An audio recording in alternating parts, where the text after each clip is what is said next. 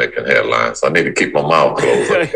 Is there anything that you want to clarify, put in context from the GQ article? Uh,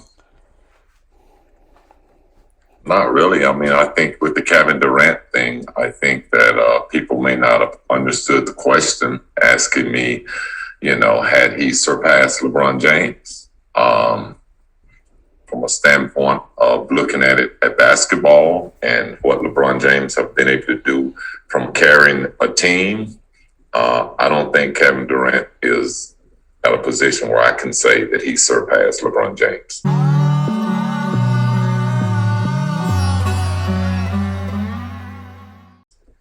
Yeah, and you're just being an analyst here looking at this. It didn't feel personal, but it felt like Kevin took it personally.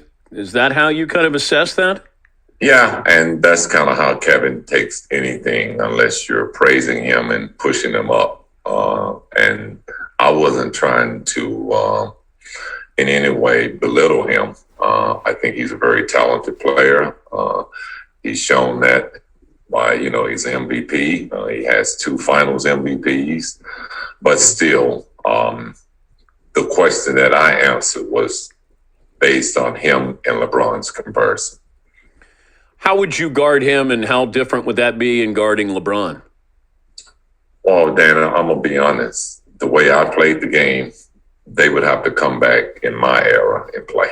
I can't play in today's era. This is a non-touch game. This is a shooter's game where there's not any contact. I played in an era where the game was physical, and you had to physically be ready for that type of challenge night in and night out. It wasn't a game where you knew you were going to get open shots or you weren't going to get knocked to the floor. To ask me how I would guard those guys would be difficult for me if I'm looking at today's rules. If Durant was playing by 1995 rules against you, I mean, it would be a totally different game for him. He wouldn't be the same player that he is today. His ball handling would be limited because you could get into a player's body, but not just Durant. I mean, every player. I mean, the game had more physicality to it where you could pretty much guard a player from 94 feet and use your defensive skills to try to take him out of the game. And that's not where today's game is. Although LeBron could play in 1995, the physicality probably wouldn't affect him as much, I'm guessing.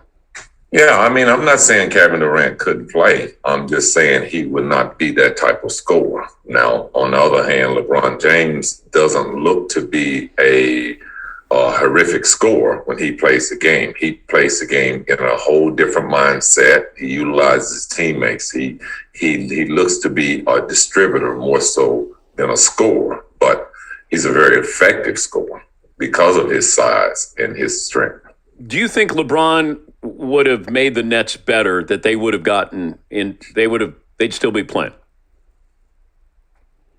I can't say that by saying yes. Okay. But it would have been a whole different look had LeBron been on the court. He's more of a distributor. Kevin Durant is a scorer. So you're going to be looking at a guy that's going to be playing more for triple doubles instead of trying to score 40 or 50. I'll say that. Help me understand the GQ article where you talked about the 1994 playoff game when you refused to go back in the game and Phil set up the play for Tony Kukoc. Well, I mean, it's not much to be said if you go back and look at when Scottie Pippen entered the Bulls and when Tony Kukoc entered the Bulls and who deserved the last shot of the game. No, I understand that, Scottie. I'm just going by what you said. You said you need to read between the fine lines. And then you go on to say it was a racial move to give him, Tony Kukoc, a rise. So, well, I mean, if you knew that Scottie Pippen had been with the Bulls from 87, battled through the Pistons, and every other team that we had to get to those 3 championships, wouldn't you give Scottie Pippen one opportunity to get a last-second shot without Michael Jordan? Like, 1 year without Michael Jordan. Can I get one shot? Like, I'm doing all the dirty work. But all of that I understand from the basketball standpoint. But when you say a racial move, well, why would Tony, who was a rookie, get the last second shot and you put me out of bounds? That's what I mean, racial. Like, that was Scottie Pippen's team. but Scottie Phil Pippen then, was but on pace to be an MVP that year, right? yeah. Okay. Well, why would you put him in a position not to be successful? Why wouldn't you put him in a position to succeed? Michael Jordan is not there. So who's next in line for you? But have you talked to Phil about this? Because by saying a racial move, then you're calling Phil a racist. I don't got a problem with that. Do you think Phil was or is?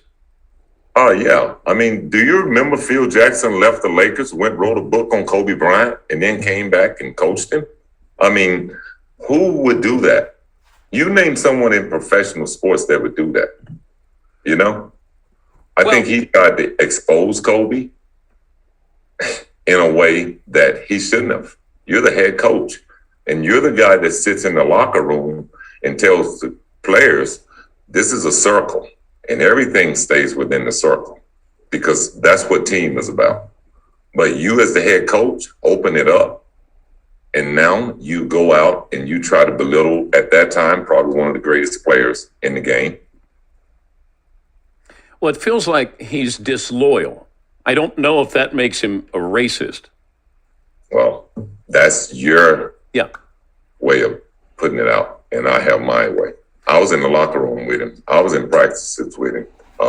You're looking for him afar. Yeah, and look, that's why I wanted to have you on. But I go back, and Phil designed a play for Steve Kerr when Mike was there. And Mike didn't have a problem with that, did he? I don't understand. You're not setting me up to answer the right question. What do you mean Phil set up a play for Steve Kerr? He didn't set that play for Steve Kerr. He set that play for Michael Jordan. I thought in the huddle, Mike says, I'm going to throw you the ball. You'll be open at the foul line. And Phil had nothing to do with that? And you don't want to get this show started because it'll take us a long time. Do you know all those cameras that's sitting in that huddle who they was working for? The NBA. So you know who Michael was speaking to when he said that, right? that was planned. That was speaking to the camera. That wasn't speaking out of what we're going to have to do, what the play is going to be. That was speaking to the camera. Had John Stockton not came down, trust me. But that was building his own documentary because he knew he was controlling the cameras. You understand English? Yeah. Okay. So all those cameras that was working were working basically for Michael Jordan, not for the Chicago Bulls. But they were building the Come Fly With Me, the Air Jordan videos. That's what it was. That was not naturally spoken. Okay. All right. That was rehearsed. Okay. Did you guys understand that he was doing a documentary that last year? We understood from Phil Jackson that the NBA wanted to do some behind-the-scene footage for the team documentary. That's what we was understood. That's what we were sold. But that wasn't how it all went. You phased out a little bit there with your connection. So yeah. I wasn't pausing. I wasn't pausing because I didn't understand what you were saying. Just wanted to let you know. But you feel like there's anger with you or clarification or something. I don't know. I'm trying to get a feel for this. I think it's more clarification. Because you had a great career. I'm not angry at all. Yes, I've had a great career. Wonderful time in Chicago, and it is what it is. But I think there needs to be some clarification, about a lot of things that happened, whether it was in the documentary or through the GQ ad that I spoke on. Yeah, I didn't know, how you were portrayed in the documentary, and obviously it was slanted. But if everybody knew you signed a bad contract, did it need to be brought up? that you signed a bad con? Like, I don't know. It felt like it was Yeah, piling well, up. I think my biggest thing with the documentary was that Michael, who didn't play in '94, who was selling a video based on The Last Dance, was something that he sort of tried to pull out to show that our winning was all about me. And this is what everybody else did when I wasn't around. Because he didn't need that in his documentary. I mean, he wasn't on the team. Yeah. You know, and if anything, if you're gonna show that you called Phil, why didn't you show that you called Phil to bat for me? I mean, I'm probably was the only man standing who had been there with him back in the early '80s. But yet he comes back the next year because it was getting good. We weren't fading away. Have you talked to Michael since the documentary? No. Do you want? Not really talk. We kind of talked during it a little bit, but no. Do you want to?